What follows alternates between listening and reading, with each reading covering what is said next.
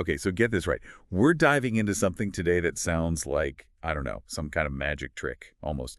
It's the placebo effect.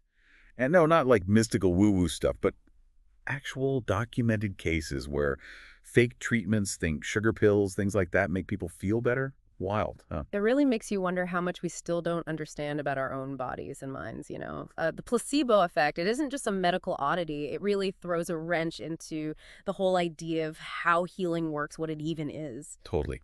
And to unpack all of this, we're taking a deep dive, a really deep one, into this 1993 thesis. It's by this guy, Asbjørn Krubjertsen, and it's called, get this, the placebo effect, a therapeutical phenomenon between science and humanities, body and mind. Try saying that 3 times fast. Anyway, it's dense but fascinating, and we're here to break down the most mind-blowing parts. Oh, there are some real gems in there for sure. We're talking medical history, philosophy, even how we understand reality itself. It gets deep. No kidding. So the thesis kicks off with this fictional case study, but it's based on real phenomena, right? Mm. And it's about this guy, Mr. Walker, who's been dealing with the worst back pain imaginable. Like, can't leave the house, debilitating pain, tried everything, pills, therapy, everything, nothing works. Then he goes to this new doctor, Dr. Pascal. And Dr. Pascal, he kind of embodies that whole image of the confident, authoritative medical professional we all think of. Right. So picture this. Dr. Pascal, totally self-assured, gets this injection ready from this mysterious red bottle, tells Mr. Walker, this is strong stuff, you might feel a pinch, but that means it's working. Setting up that expectation, you see, connecting the sensation with the idea that the treatment is effective. Exactly. So he gives him the injection, and wouldn't you know it, the pain disappears. Mr. Walker's over the moon, thinks it's a miracle drug. Back to playing sports, feeling amazing. Except, here's the kicker, the red bottle. It was just salt water. The placebo effect in action. The sheer power of belief leading to a measurable physical change. Crazy, right? Yeah. But what blew my mind is how the thesis shows this has been happening for centuries, Right. like bloodletting. People swore by it for ages, but any positive effects, likely the placebo effect. Makes you wonder, right? How many things we think are cutting-edge medicine now will be seen as placebos in the future? Seriously. And this thesis digs into these 2 ways we see medicine. On one side, there's the biomechanical model, the body as this machine to be fixed. Then there's the clinico-empirical model, acknowledging that a patient's experiences, their beliefs, play a part in getting better. So why is that distinction important? Because it shapes how we understand the whole placebo thing. That biomechanical model, it really struggles with the placebo effect because how do you quantify belief, right? It's like trying to fix a software bug by tightening screws on the computer case. The clinico-empirical model, it's more open to this mind-body connection, but even then, fully accepting the placebo as a real medical tool, that's a tough one. So it's a huge shift in thinking, not just fixing the body, but realizing that the mind, the body, even our social stuff, our culture, it all matters. It's all connected. And for centuries, placebos have been part of medicine, even if unintentionally. Sham surgeries, sugar pills, all these examples where the act of treatment, the performance, led to real improvement, totally separate from what was in the treatment itself. Like our brains are hardwired to find meaning, to find patterns, Yeah. even when they're not really there.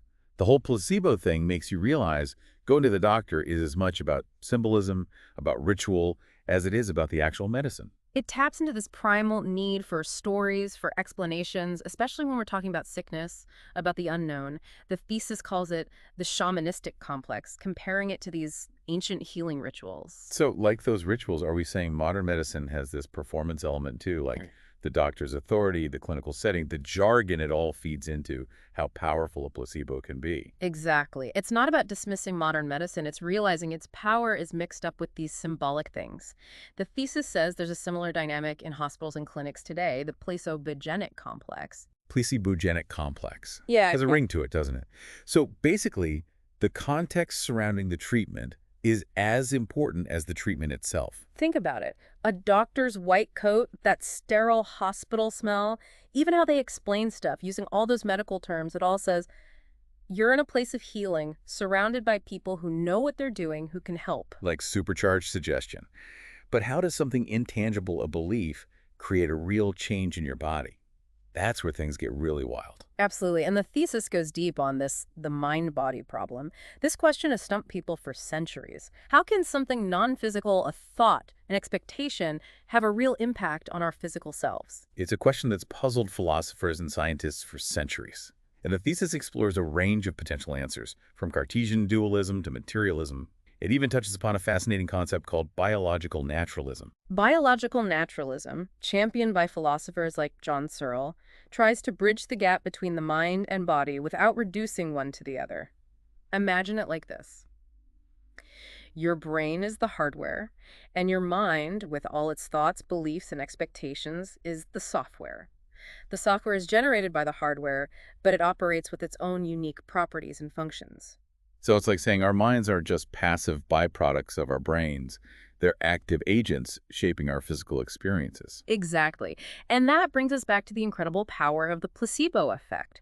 It suggests that our beliefs, our expectations, can literally shape our reality, at least when it comes to health and healing. It's like we have this untapped potential within us, this ability to harness the power of our minds to influence our physical well-being. Precisely. And that's where things get really exciting because it opens up a whole new world of possibilities for how we approach healthcare. Okay, before we get too far ahead of ourselves, let's hit pause for a second and unpack this mind-blowing idea a bit further. So remember those two models of medicine we talked about?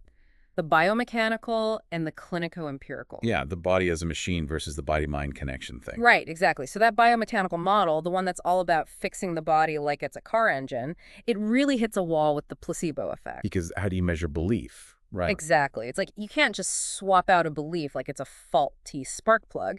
But then the clinical empirical model, it's getting warmer because it acknowledges the patient's experience matters, right? Their beliefs, their expectations, that all plays into it. But even then, to fully say, okay, the placebo is a legitimate medical tool, that's a tough sell for a lot of folks. So are we talking about, like, needing a whole new way of thinking about how healing even works? And that's what's so cool about this thesis. It really pushes us to rethink this whole cause and effect thing we do in medicine. Instead of just saying, this one thing caused this illness. It's more like, there's this whole web of things, right? And the mind is part of that web. So not just, oh, I got the flu because of a virus, but maybe it's also because you were stressed, didn't sleep well. Oh, exactly. The thesis uses these terms, causal fields and inus factors. A causal field is like all the stuff that contributes to something happening, like you getting sick. And an inus factor is a thing that, on its own, it can't cause the thing, but it's part of the recipe. Okay, I think I'm getting that. But can you give me an example, something real world? Sure. So say you catch a cold, right? Now, was it just the virus? Or were you run down, stressed out, not eating great that week? All those things play a role, make you more vulnerable. It's not that the sugar pill magically makes your cold vanish. It's that your belief in the treatment becomes a factor in this whole web of stuff that leads to you getting better. So it's all connected. What you think, what you believe, even the doctor's attitude, the place where you are, it's all part of it. And our brains are wired to look for meaning, you know? Especially when we're not feeling good, we want to know why. So we're kind of hardwired for placebos, in a way. It's like when we get a treatment, even if it's fake, it gives our brain something to latch onto. We're like, okay, this is why I was feeling bad, and now this is why I'm getting better. And that alone can kickstart changes in the body. But hold on, doesn't that bring up some ethical issues? Like, if we know just believing in something can make us better, shouldn't we be using that more? But then, isn't it lying? That's the million-dollar question, right? It's this incredible potential to tap into the power of the mind to heal. But how do we do it ethically? Right, because the whole placebo thing, it only works if you don't know it's a placebo. The classic dilemma. But there are researchers looking at ways to use this knowledge without tricking people. Okay, now you've got my attention. What are they doing? So one thing is this idea of open-label placebos, where you actually tell the patient, this is a placebo, but you also teach them about why it might work. Wait, so they know it's a placebo and it still works? That's the thing. Sometimes it does. It's like it's not just about fooling your brain. There's something deeper going on. So maybe it's more like the act of taking a pill, any pill, and the doctor saying this will make you feel better. Our brains are so used to that, it still triggers something. It's a conditioned response almost. Shows you how connected our minds and bodies really are. This is blowing my mind.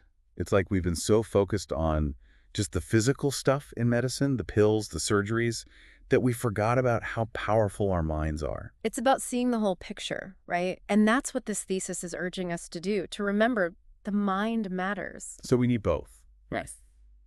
The best of modern medicine, but also understanding this mind-body connection. And don't forget the doctor-patient relationship. It's not just about a diagnosis, it's about trust, empathy, really listening to the patient. giving them the power to heal themselves in a way. Exactly. And that's what's so hopeful about all this placebo research. It's a whole new way of thinking about healthcare, about what's possible. This has been amazing, but there's one more thing, right?